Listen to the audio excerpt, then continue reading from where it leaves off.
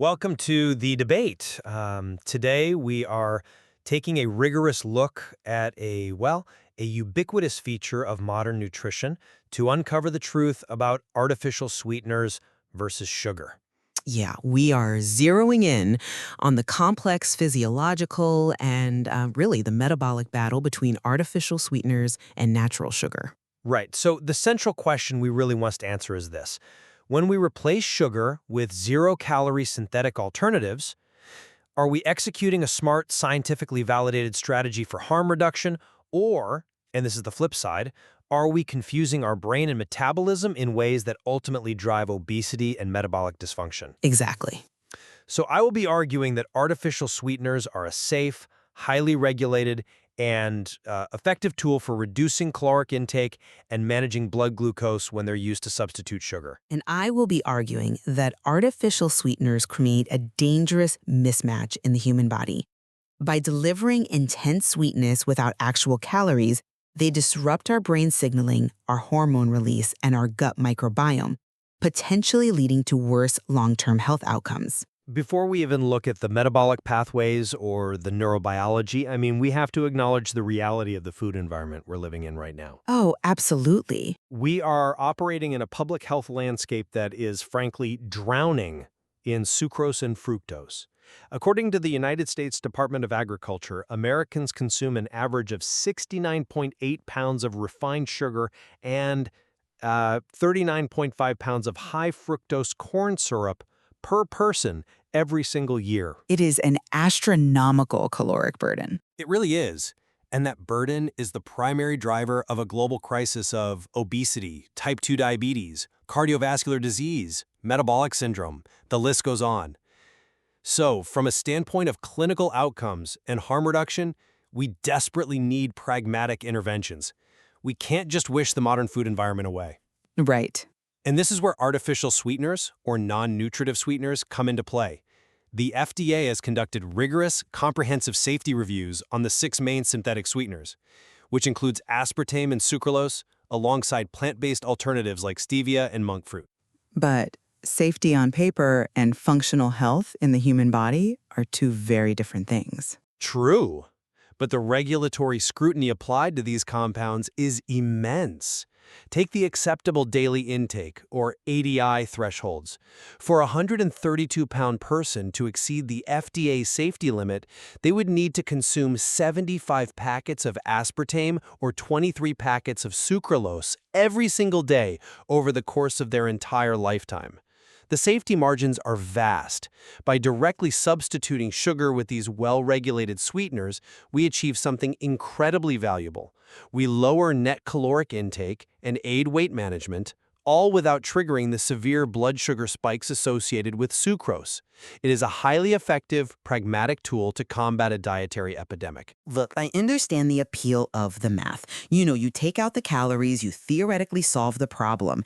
But I come at it from a different way, which is looking directly at neurobiology and metabolic signaling. And from that vantage point, the introduction of synthetic, non-nutritive sweeteners is not a clean substitution. How so? It's a biochemical trick played on the human body. To quote Dr. Melissa Young from the Cleveland Clinic, if we are comparing what is worse, artificial sweeteners might actually be far worse than sugar because of exactly how they hijack the nervous system.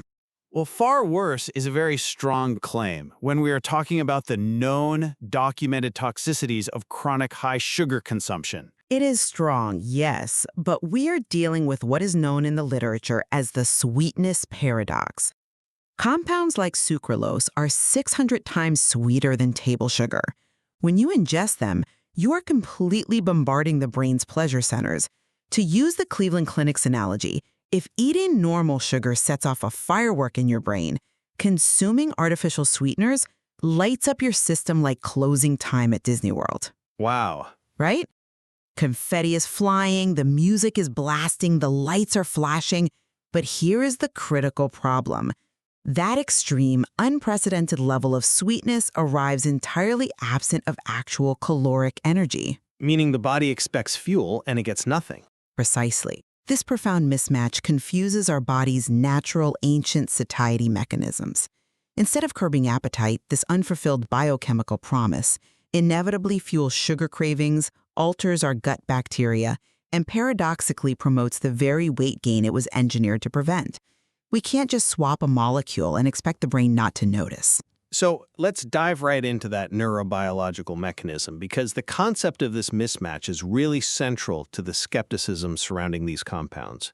You are arguing that because the brain expects calories that never arrive, we are fundamentally breaking the appetite regulation system. Yes. And we have fascinating new data showing this in real time. Look at the 2025 Nature Metabolism study from the Keck School of Medicine at USC.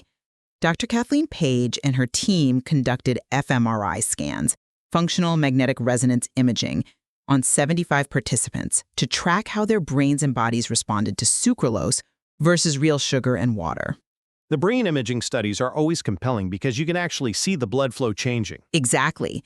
And the imaging revealed that consuming sucralose increased blood flow in the hypothalamus, which is the brain's primary appetite control center, significantly more than actual sugar did. This hyperactivity was especially pronounced in individuals with obesity and in females. What the researchers found was that unlike sugar, sucralose completely fails to trigger the release of GLP-1. And GLP-1, of course, being the crucial satiety hormone that signals fullness to the brain, the same pathway targeted by modern weight loss drugs. Right. Because the sweet taste isn't followed by the expected hormonal feedback of ingested calories, the brain is left in a constant, unfulfilled state of craving. The hypothalamus also showed increased functional connectivity with the anterior cingulate cortex, a region linked to decision-making and motivation. You aren't just saving calories, you're priming the brain's neurocircuitry to seek out high-calorie foods later to make up for the deficit. That's an interesting point, though I would frame it differently.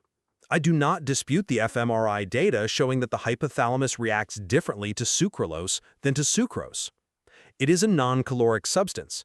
We should fully expect the brain to recognize that it hasn't received a massive bolus of glucose. Of course, GLP-1 isn't released in the same way because no actual energy was ingested. But doesn't that inherently prove the mismatch? The sweetness signals energy is coming. The lack of GLP-1 confirms it never arrived. It proves a difference in signaling, yes. But where I diverge is the leap from that localized neurological response to the claim that it inevitably drives overeating and weight gain.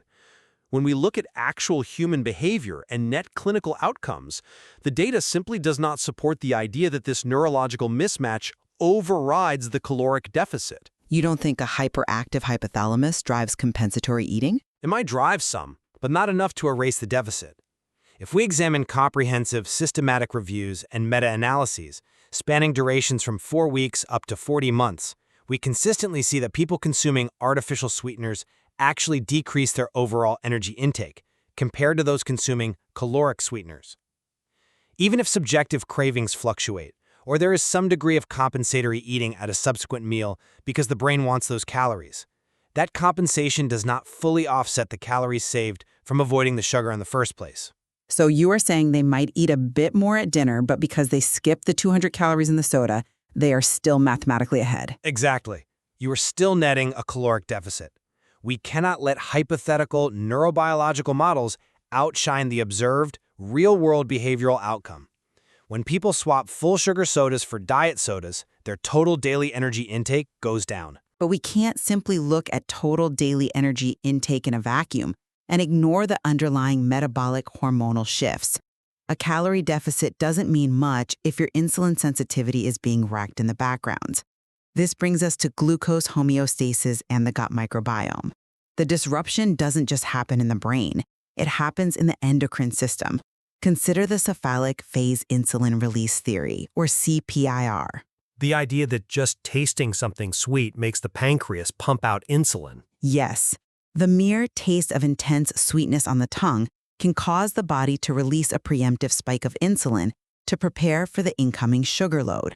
But with an artificial sweetener, no glucose actually arrives in the blood. Consequently, that circulating insulin causes a drop in blood sugar, which triggers intense physiological hunger. It's a biological bait and switch. Furthermore, we cannot ignore the direct metabolic toxicity to our microbiome. Are you referring to the Suez data here? I am. The landmark 2014 Suez study, along with subsequent research, clearly demonstrated that non-nutritive sweeteners induce glucose intolerance by directly altering the gut microbiome. We are feeding these synthetic chlorinated compounds like sucralose into our digestive tract, and it alters the balance of gut bacteria in a way that actively impairs how the body processes real sugar when it finally does encounter it. I'm not convinced by that line of reasoning because the evidence for cephalic phase insulin release, that bait and switch you mentioned, in humans is highly inconsistent and in many robust trials entirely absent. Absent entirely? The mechanism makes perfect evolutionary sense. But it makes intuitive sense, but human biology doesn't always follow our intuition. The Hartwell study, for instance, specifically tested a variety of non-nutritive sweeteners, including aspartame and sucralose. They found they did not evoke CPIR at all, whereas sucrose did. The vast majority of clinical randomized controlled trials demonstrate that aspartame and sucralose have no significant acute effect on blood glucose, insulin, or even HbA1c, which is our marker for long-term blood sugar levels over a period of months. But the gut microbiome data shows clear changes in how we tolerate glucose over time. We have to look at the pharmacokinetics of these compounds, meaning what the body actually does to these chemicals once they are swallowed. Take sucralose, for example. It is designed specifically to pass through the body unrecognized by our metabolic enzymes. Only about 11 to 27% of it even enters the bloodstream, and that portion is excreted entirely unchanged by the kidneys. The rest passes directly out in the feces. Its metabolic footprint is incredibly minimal. To claim that these compounds reliably induce severe glucose intolerance in the general human population contradicts the bulk of controlled clinical trials, which show neutral effects on glycemic control. I have to push back on the idea that their metabolic footprint is minimal, especially when we look at how public health authorities are interpreting the long-term data.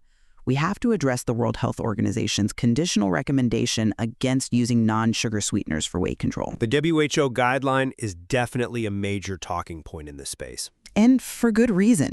That wasn't a decision made lightly. It was based on a massive systematic review showing that over the long term, any short-term weight loss benefits diminish, but worse than that, there are associations with serious metabolic risks. I'm sorry, but I just don't buy that the metabolic footprint is minimal. Let me tell you why. Observational data strongly links the long-term use of artificial sweeteners to increased risks of type 2 diabetes, hypertension, and broader cardiovascular events. Observational data being the key word there. Observational, yes, but spanning massive populations over long periods. And it isn't just the traditional synthetic sweeteners like aspartame that are raising alarm bells. We have to look at the newer options too. A major 2024 study linked the sugar alcohol erythritol, which is incredibly popular in keto diets and zero-sugar baking products, directly to an increased risk of blood clots, heart attacks, and strokes. When major epidemiological data points to higher risks of cardiovascular mortality and metabolic syndrome among frequent consumers of these products, we cannot dismiss it by leaning solely on short-term randomized controlled trials that only track people for a few weeks or months. That 2024 erythritol data definitely made waves, and I completely understand why it's alarming for people who rely on it for their keto baking or morning coffee. Hearing that a sweetener might be linked to blood clots is terrifying. I see why you think that, but let me give you a different perspective on that observational data. Because epidemiology in nutrition is notoriously prone to a specific type of confounding known as reverse causation. You are suggesting the illness causes the sweetener use, not the other way around. Exactly. The Harvard Chan School of Public Health experts heavily critiqued that very WHO guideline precisely for this reason. Think about who is consuming the most artificial sweeteners in the real world. It is very often people who are already overweight, who are already struggling with metabolic syndrome, or who have just been diagnosed with prediabetes. They switch to diet drinks as a response to their existing health risks. So the data is just capturing their baseline, poor health. Precisely. When observational studies show a correlation between diet soda and type 2 diabetes, they are often just capturing the baseline health status of the people choosing the diet product, not a causal harm of the sweetener itself. This is why we have to look at substitution modeling. How does substitution modeling get around the reverse causation? When researchers use sophisticated substitution modeling in large cohort studies, we are talking about over 100,000 people, they mathematically model what happens when a person directly replaces a sugar-sweetened beverage with an artificially sweetened one. And when you look at the data that way, it shows a 4% lower risk of total mortality and a 5% lower risk of cardiovascular disease-related mortality. The WHO recommendation omitted several of these crucial substitution analyses, which paint a very different picture. When used as a direct replacement for toxic levels of sugar, these sweeteners reduce harm. Even if we accept the reverse causation argument for some of the epidemiological data, and I agree that confounding variables are a massive headache in nutrition science, we are still left with the fundamental issue that we are trying to trick the body's natural metabolic pathways rather than nourish them. This is why the conversation is actively shifting toward novel alternatives, trying to find a middle ground between massive sugar spikes and highly synthesized chemicals. You mean the shift away from aspartame and sucralose toward things derived from plants? Exactly. We are seeing a massive rise in rare sugars like allulose, which the FDA notes has an insignificant caloric contribution, and plant-based options like monk fruit extract. These aren't just theoretically safer. There is exciting metabolic data behind them. There was a recent study evaluating monk fruit extract that found it actually reduced the blood glucose area under the curve by 18% and the insulin area under the curve by 22% compared to sucrose. And just to clarify for everyone, the area under the curve, or AUC, is essentially a measure of the total spike and duration of blood sugar or insulin over a specific period of time after eating. Exactly. It measures the total metabolic load, and reducing that by around 20% is massive. These options aren't highly synthesized, chlorinated compounds like sucralose. They interact with our biology in a much gentler way. That's a compelling argument. But have you considered that even in that same monk fruit study, the researchers noted a behavioral catch? The compensatory eating again. Right. Even with these natural, plant-based alternatives, the participants ultimately compensated for the calorie reduction by eating more at subsequent meals. The subjective satiety scores didn't differ, meaning they felt just as full, but their bodies still unconsciously sought out the missing energy later in the day. So even if we find a biologically safer sweetener that doesn't alter the gut microbiome or raise blood clot risks, the fundamental behavioral hurdle of sweetness without calories remains unresolved. The mismatch is still there. I absolutely agree that novel sweeteners like allulose and monk fruit extract show incredible promise. They offer valuable options for people who are sensitive to the taste or potential gastrointestinal effects of traditional synthetics. The drop in glucose and insulin area under the curve you mentioned is exactly why these tools are so powerful, especially for diabetic and pre-diabetic populations who need tight glycemic control. They are definitely an upgrade from older synthetics. They are. However, I want to reiterate that even with the introduction of these newer options, the traditional, rigorously tested synthetic sweeteners, aspartame, ACE-K, sucralose, remain highly effective and safe tools when used appropriately. We cannot lose sight of the ultimate enemy here, which is the undisputed, severe and immediate detriment of a high sucrose diet.